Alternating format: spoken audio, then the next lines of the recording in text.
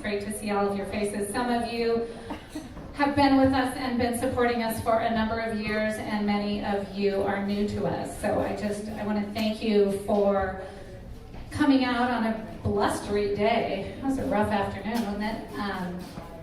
It shows your true commitment to, the women, children, and marginalized genders that we're serving at Rosehaven who are experiencing homelessness and poverty. So thank you for coming, and I want to thank Elephant's Delicatessen for hosting our 9th annual Branching Out. Hard to believe it's been that long. So last year, I gotta have my glasses on. So last year when we had this event, it was via Zoom. And we were just kind of, 6 months into the pandemic, and it was rough. It was really rough. And I have to say, we're now 20 months into a pandemic, and it's still really rough. So it has been an incredibly challenging time for the people that we serve, and the staff and the volunteers and everybody who participates in executing this mission every day. But we're really proud of the fact that we have kept our doors open and been available to people who need us most during this really important time. We continue to witness each day the physical and mental state of our guests deteriorating, and that is really, really hard. But each day we are popping up tents out front, and we are operating in this model of kind of hybrid services, indoor, outdoor services, where we have first aid in a tent out front. We deliver supplies to people. We give out coats and hygiene kits and nutritious food, and try to really just meet people where they are and address whatever immediate need they have. Additionally, we have been providing restrooms for people and showers. Those are really, really challenging things to find in our city if you are a woman living outside, and especially if you're a woman outside with children. And as the first point of contact for people who are experiencing trauma, we've also been able to keep our one-on-one advocacy program open. And that is a program where people come and share what they're experiencing, and we help them navigate all the social service agencies and things available to them in our community. And it's been hard. It's been hard because we have a city right now that isn't functioning very well. We have a lot of nonprofits and other agencies that just weren't able to survive this pandemic. So we are sitting with people and not having as much to offer them. And it doesn't feel great. But we remind ourselves every day that it's important to just sit with people sometimes and to listen and to let them know that they're cared about and their community does really care about them. And when those resources are available, we're going to be there to introduce them to them. Because if you're living outside, you just also don't know what's going on all the time. You don't know what's happening during a pandemic. You don't know what's happening during wildfires or inclement weather. So, not only are we, mailboxes for 300 people in the city, but we are sort of their source of information, if you will.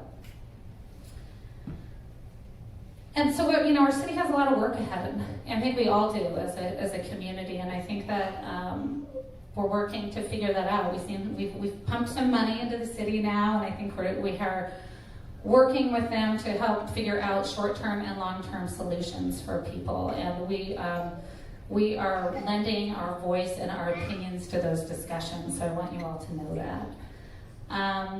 But in the meantime, we are still managing to find joy at the Haven. I don't know, we seem to do that. We are able to, we've made so much progress over the last year. It's really surprising, considering everything else that we're dealing with. And it really has so much to do with the fact that we have an amazing group of supporters, all of you in this room and thousands more. And we also have a really committed volunteer corps. Ooh, yeah. Last year we had over 500 volunteers that participated in a variety of ways. Some of them on site with us, masking up, kind of, working face-to-face with people. Others doing take-home projects. Others working on boards and strategic planning and all sorts of stuff. But No group of people is more committed than this group right here.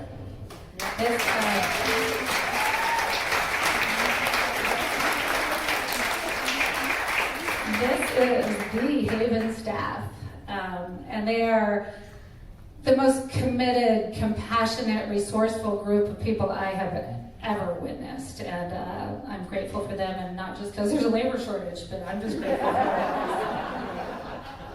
And I'm not the only one grateful for them. So yesterday we got a message from a guest of ours named Dorothy, and Dorothy has been houseless for many, many years, but we were able to work and find her housing. And so she sent a message over to us yesterday, and I was going to read it to you guys.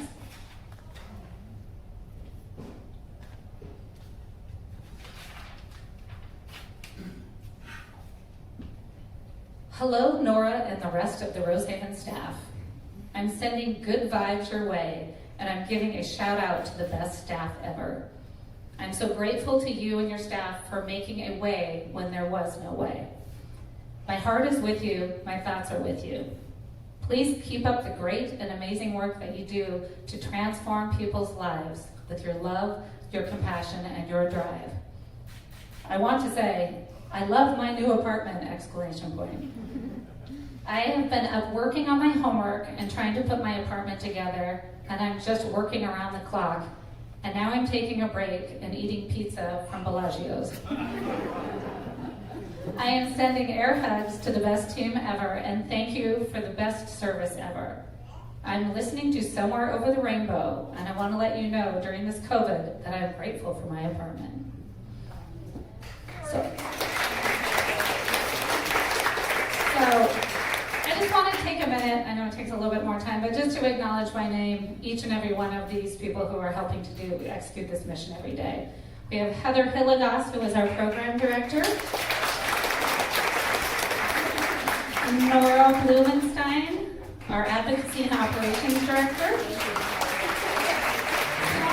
Oh, it's like a pageant. Liz Starke, our development director. Jessica Allmerth, our volunteer and operations manager. Jay Stone, our shower program coordinator. Tracy Lohman, our nutrition program coordinator. Valerie Boza, our guest services coordinator. Marie Ellsworth, our in-kind donations coordinator. Megan Owen, our development associate, and also our AD. Our 3 program associates, Michelle Sorensen, Angela Christensen, and Austin Nelson, who is not with us this evening.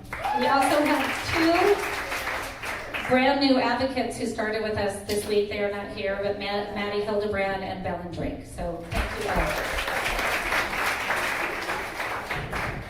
So I'm also grateful to our board of directors. If you're a board member, raise your hand here. We've got Scott right there, Hayden in the back room, Kathy Kelly there. Oh, hi, Joanne. And I'm grateful. What does she do? They provided our wine tonight, so thank you for the wine. But they've been really busy. They have been leading into this hard time that we're going through, and are really committed to making sure that we bring people back inside. That we are making sure that as our city prepares, our infrastructure and starts building out more for the homeless population here, that we are prepared for that. So there are so many positive and good things happening at Rosehaven. Scott Nichols, our board member, is going to come tell you about kind of an important one. So here's Scott Nichols.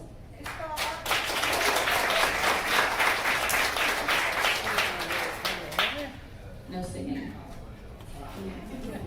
Katie promised me I could sing, but fortunately for all of you, I listen to Katie, so we'll skip that tonight. So first of all, before I get started, I'm going to go off script a little bit. So if you've ever volunteered at Rosehaven, raise your hand. Give them a hand.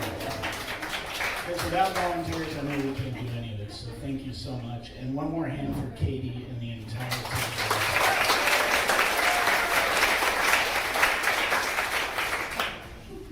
So a lot of what Katie was talking about should really be hitting home for us. So we've all gone through this 20 months of God knows what.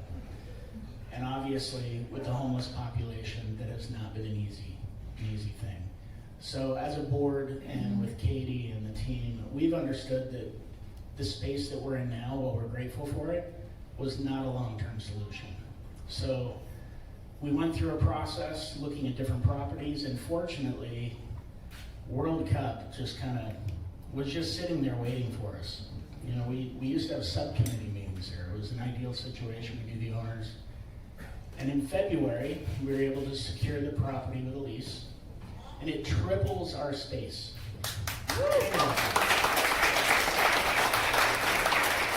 But it literally, we're getting out of the basement and into the light. So we are going to have an amazing space to work with, not just for our guests, but for the team as well. And they all deserve it. We're going to have 7 bathrooms, 3 showers. Gensler, which has been a tremendous partner to us, has donated over $250,000 worth of time into the design and the architecture. So Gensler, let's give them a hand.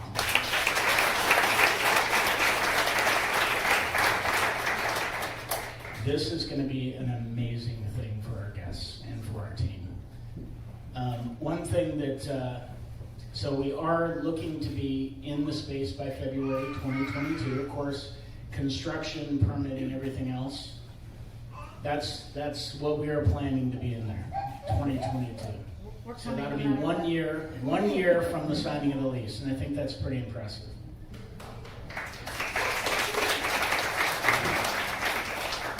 All right, with that, I am going to turn the microphone over, and I am going to turn it over to Cody Jane Baker.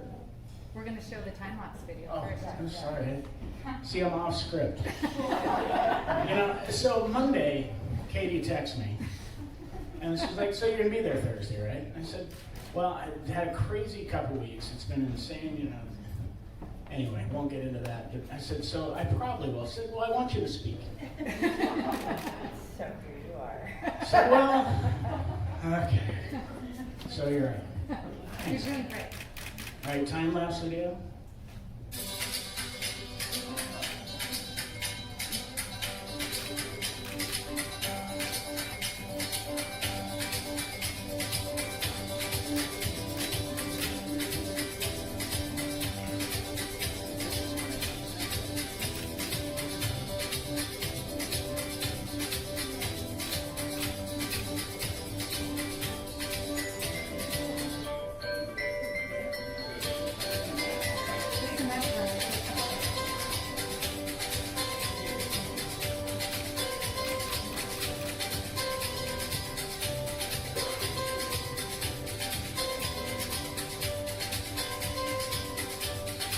Amazing how fast they work, right? I mean, these are fast.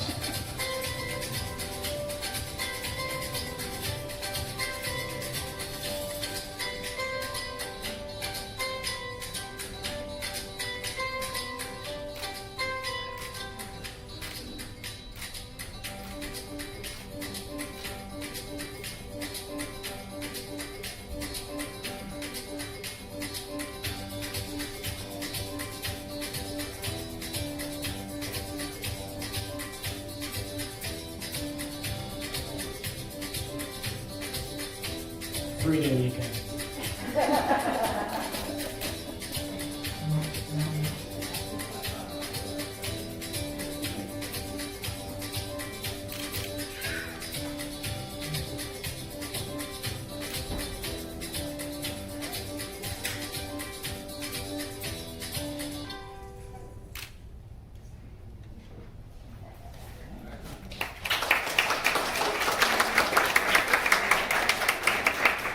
So we were fortunate enough to have a board meeting there just a few weeks ago, and I can tell you I hadn't been in there since July, and what a change. It's amazing the work they've gotten done. So really excited to see the finished product. All right, with that, I am going to turn the mic over to a great friend of Rosehaven, Cody Jane Baker. Cody, where? It's right in front of me. I'm wearing my glasses. Very embarrassing. Thank you, everybody.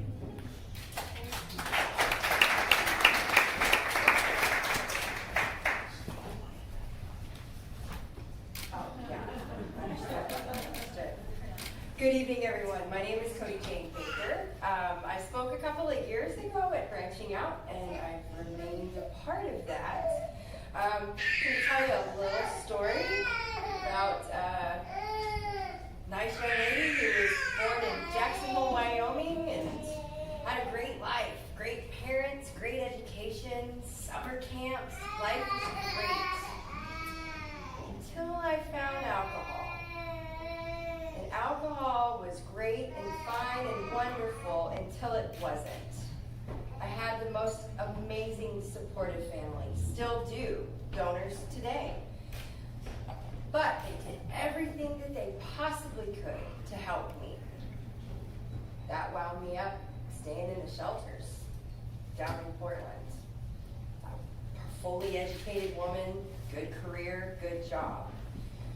Found myself in the shelters. I was originally told, you need to go to Rosehaven because that's where they have the best clothes. It is true still, yeah. So that's what originally took me over to Rosehaven. And then I eventually found this sense of community and camaraderie.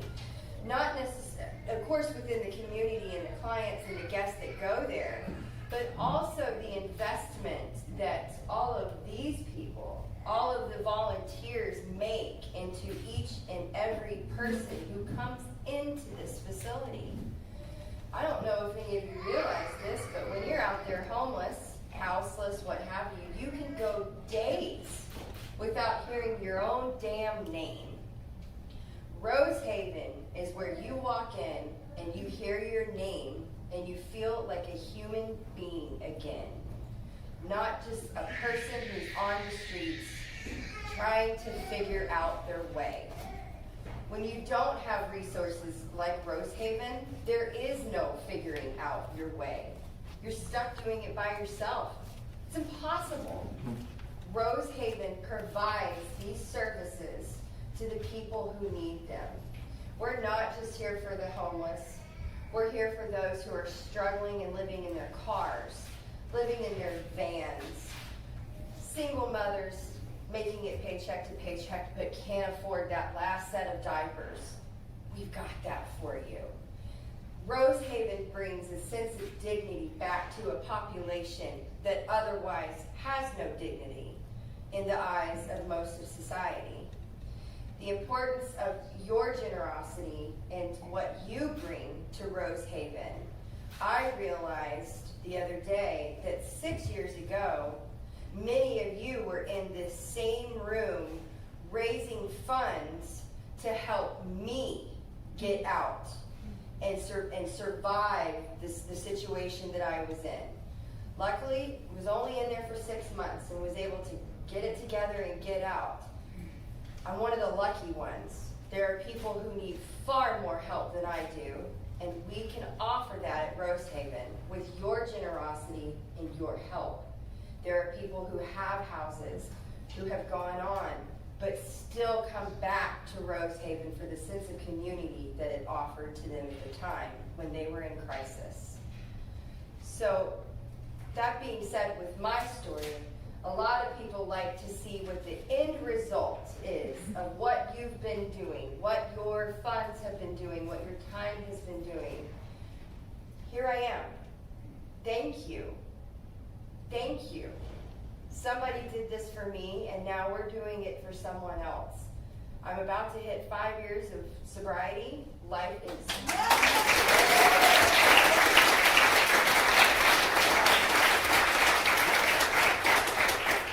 life could not have gotten better. I run a department at Legacy of over 150 people throughout all 8 hospital locations, and I love it. It's just an awesome job, and it's so rewarding. And I would not be where I am today without the help, the assistance, and the guidance of Rosehaven and all of these wonderful people. So please keep drinking your free wine and start bringing out the credit card.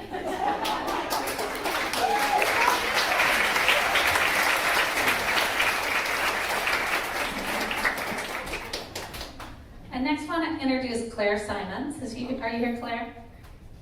Claire is a supporter of ours who has a story to share.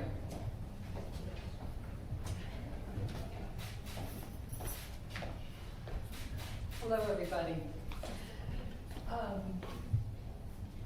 It's so wonderful to be in a room with people. I've forgotten how much I miss that. And Cody, thank you for saying the word dignity, because this is something that always has impressed me with the community that we all serve. I came to Portland in 2000 and was immediately impressed with the number of creative and inventive nonprofits. In order to survive as a nonprofit, you have to be creative and inventive. And I worked for one, Stewards of the Oregon Dignity Act, so I know what an uphill battle is. And I know that you measure social change incrementally. And you learn not to ask yourself if you're winning or losing, because that never makes you happy. So in 2002, my late husband, Scott Rice, received an inheritance that he chose not to accept and put it in a charitable giving account called the Ganapati Fund. Now, Scotty and I are devotees of a very famous Indian guru known as Amma the Hugging Saint. And Amma has very few rules or advice. She says pray and serve, and she leaves that up to you how you're going to do that. And anybody who works in a nonprofit sends up a lot of prayers.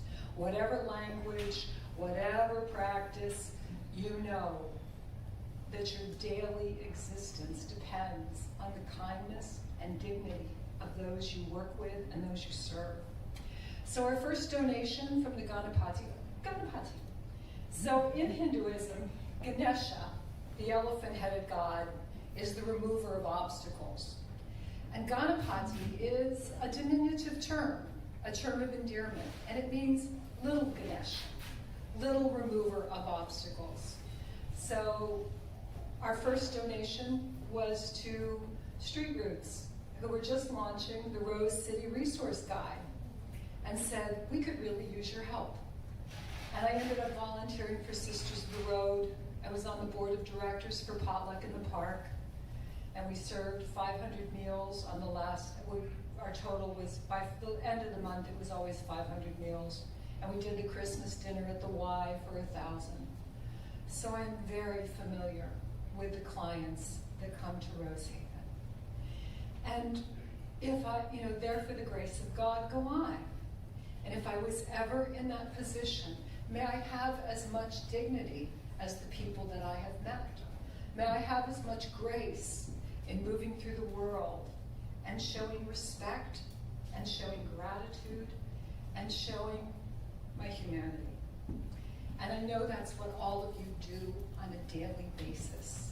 And it's exhausting because we live in a city that is on the skids in so many ways. You are Sisyphus rolling the rock up the hill. But the grace is always there, and you know it. You see it in the people you serve. To be able to provide a bathroom and hygiene and warmth and comfort and good food is such a gift to give someone. And we all help in the ways that we can help. So the Ganapati Fund is honored. Oh, several months ago, I drove by your location. I had an appointment at Good Sam at maybe 7 o'clock in the morning. And one of your clients had arrived very early. and she was relieving herself on the sidewalk. And I drove by several hours later, and all of your volunteers were out with their tents and their masks and their clipboards. And I know someone had to clean up that sidewalk. And I thought, that's it. These people deserve a gift. So on behalf of Scott Rice,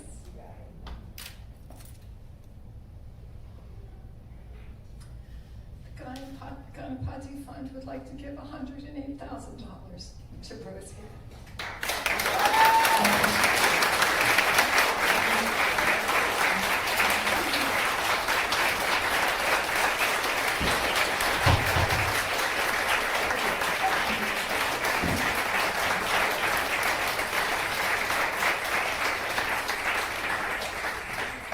Supposed to tell you why it's $108,000.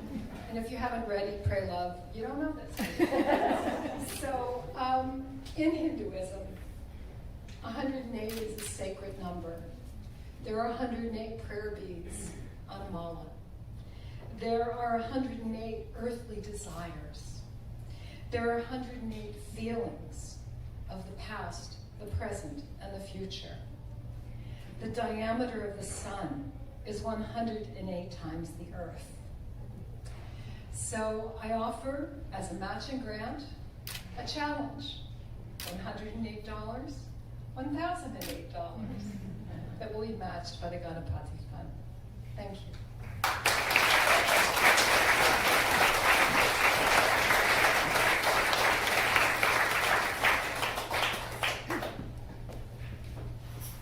Okay, everybody, you know why we're here tonight. We have been working our butts off for the past 20 months. Everybody knows that our houseless neighbors have been much more visible since the pandemic kicked in. What you may not know is the reason why. Public indoor spaces ceased to exist this past year. You used to be able to go into McDonald's to use the bathroom, charge your phone, go into the library. All of that disappeared. So literally, the only time that many of our guests have been able to come indoors at all since March 2020 is to use the restroom at Rosehaven or meet one-on-one with a social worker. Let that sink in for just a second. When you think about the housing crisis that we have been experiencing in our city for the past few years, we know it's an issue. We know that the shelters are full. But what happens for all those folks that can't get into shelter? What happens for all the folks when the waiting lists are full? They come to Rosehaven. The folks that are living outside in cars or in tents rely on us for a safe place to go during the day, a place to put the pieces back together, to make phone calls, to receive their mail, to take a shower. How can you possibly apply for a job when you're pushing a shopping cart and you haven't had a shower in 3 days? But it's not just meeting basic needs and the meals and the showers that we're about. It really is that community. And when you talk to our guests, that is what they say. It's, you remembered my name. You know how I like my coffee. You know what style I like. You gave me a glittery eyeshadow that just made my day. And that's what we're all about. So each one of you that goes out traveling and saves those hotel, shampoos for us, or whatever you're able to do, whether you're able to write a check for $108,000, or you just are able to volunteer your time, that's what we're here for tonight. So no matter what level of giving that you're at tonight, I'm asking you to please step it up. If you're able to make a gift, a financial gift tonight, please do. I know many of you donate your resources, you donate your time, you donate in-kind goods. So much of what we do is supply distribution, but we really need money right now. It's a $3 million campaign to get us into our new home. And we are planning on moving in February now, 2022. Construction takes time. But it is happening. So we have the renderings over here if you want to take a look. And when we talk about the restoration of dignity for folks who have had their dignity ripped away from them, that is what we are serving up at Rosehaven. It's going to look like a hotel lobby. People are going to be able to shop in what feels like a retail shop. We're going to be able to welcome our guests back indoors because we have been outside on the sidewalk since March 2022, because you can't socially distance in a 3,700 square foot church basement with 100 folks a day coming in to meet their basic needs. So that's what we're here for tonight. I'm going to be running around with a Square credit card reader. You can come talk to me. We're going to have volunteers walking around with baskets. There are donation envelopes and pens on each table. Please help us spread the word. This campaign is going to go on through the whole month of November until we hit that $108,000. If the website that you registered on, you can share that link. Please share that link. Anything that you can do, put our graphics on your social media. Please help us spread the word, because we need your help to be able to move into that space and be able to survive in it for the next few years. It's going to cost us 32% more to operate there than it does in the church basement. So we need your help. We know you do a lot for us, but we really need you to step it up and help us out some more. And I just want to say thank you from all of our guests, from all of our staff, from all of our volunteers. Thank you, because we are here because of you all, and we're going to keep it going, and we're going to be in a better place than we've ever been before. So thank you all for being here.